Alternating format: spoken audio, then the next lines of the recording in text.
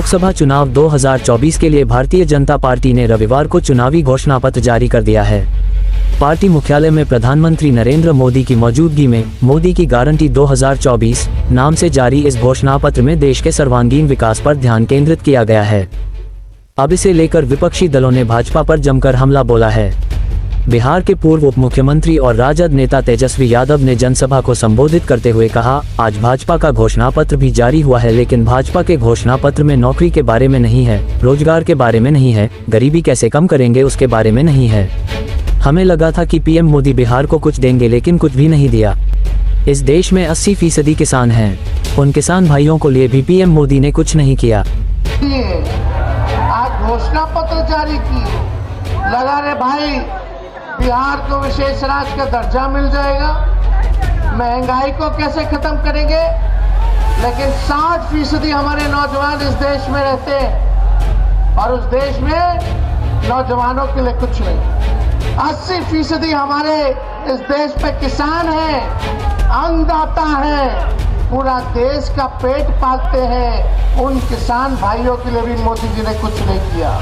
भाजपा के संकल्प पत्र पर आप नेता और दिल्ली सरकार में मंत्री आतिशी ने कहा, आज भाजपा ने घोषणा पत्र नहीं बल्कि जुमला पत्र पूरे देश को दिया है, क्योंकि 10 साल सरकार चलाने के बाद भी वे अपने एक भी वादे को पूरा नहीं कर पाए।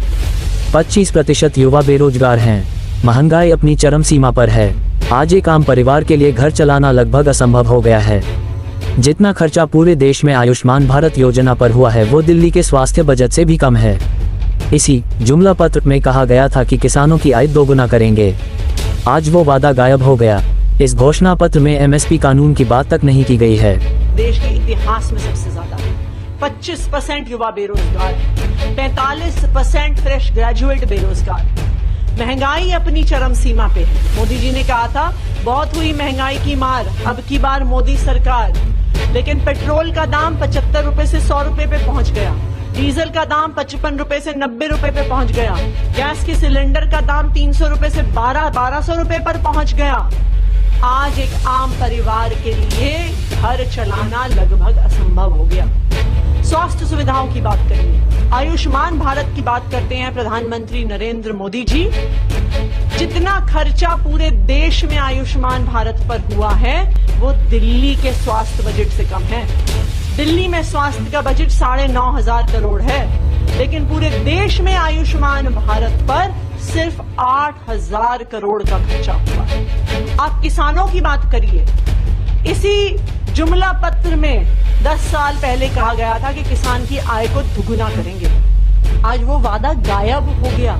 अब उनकी हिम्मत भी नहीं है उस वादे को रखने की अपने घोषणा पत्र में। कहीं पर भी इस पूरे मैनिफेस्टो में एमएसपी कानून की बात भी नहीं की गई। ये वही सरकार है जिन्होंने कील लगाए, जिन्होंने तारे लगाई, देश के अंदर सरहद बना दी, जब किसान मोदी जी से आके बात करना चाहते।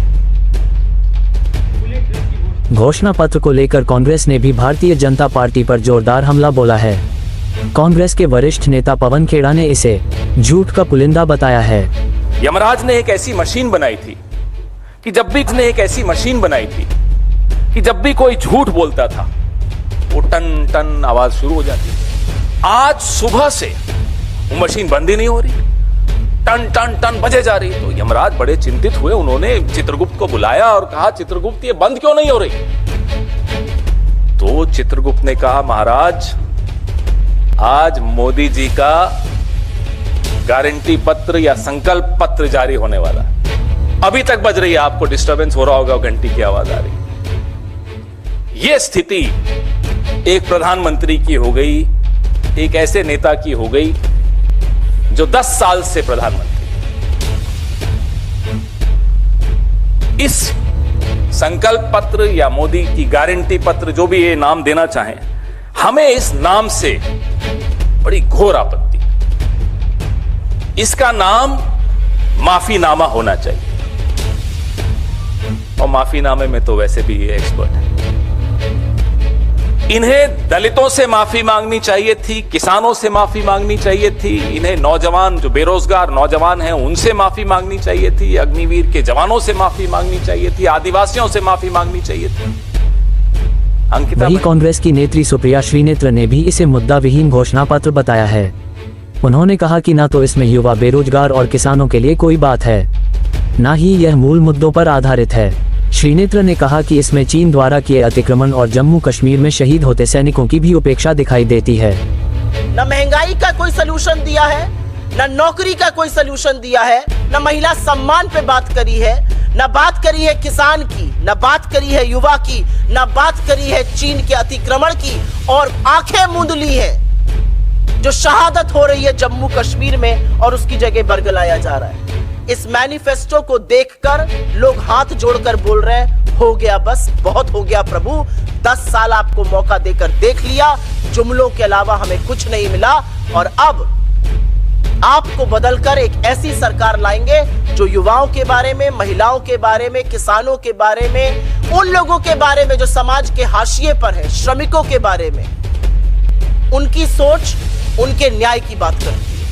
एक तरफ तो कांग्रेस भाजपा के घोषणा पत्र पर हमलावर है, वहीं दूसरी तरफ भाजपा ने इसे देश और सर्वजन हिताय घोषणा पत्र बताया है। बता दें कि मध्य प्रदेश के पूर्व मुख्यमंत्री शिवराज सिंह चौहान ने इसे सर्वजन हिताय बताया है। उन्होंने कहा कि यह घोषणा पत्र 15 लाख लोगों और अन्य एजेंसियों का फीडबैक तैयार किया गया है।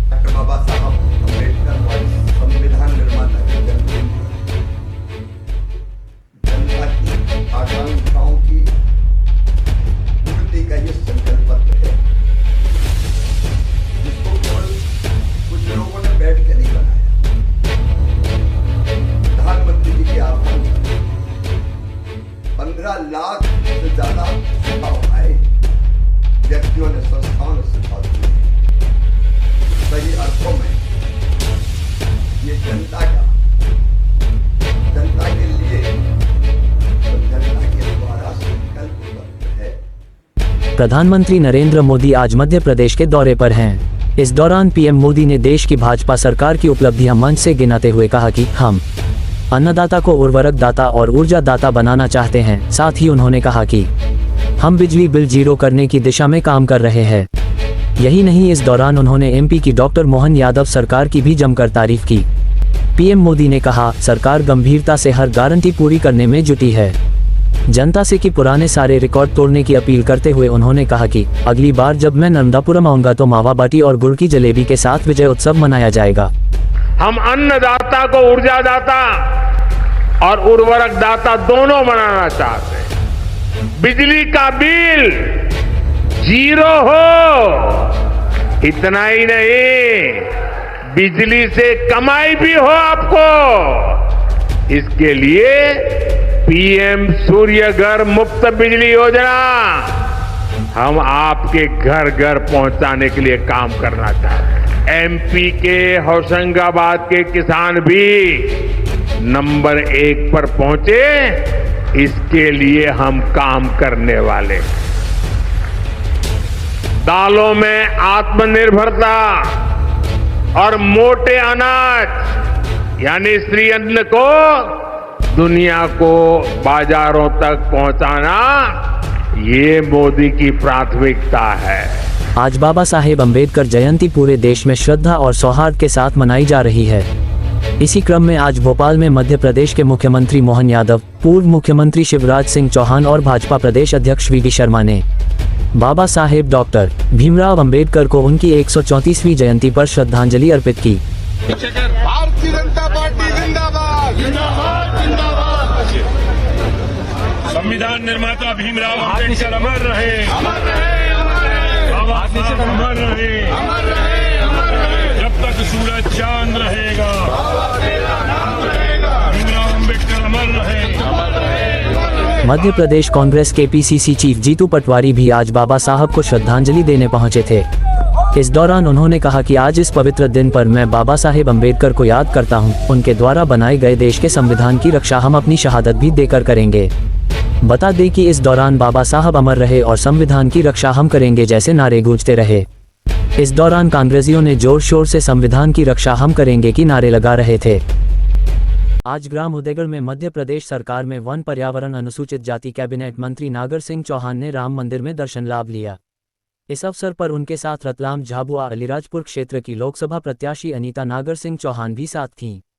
इस दौरान श्री राम मंदिर में मोदी जी का पोस्टर राम काजू किन्हें बिनु मोही कहाँ विश्राम का पोस्टर भी उन्होंने लगाया।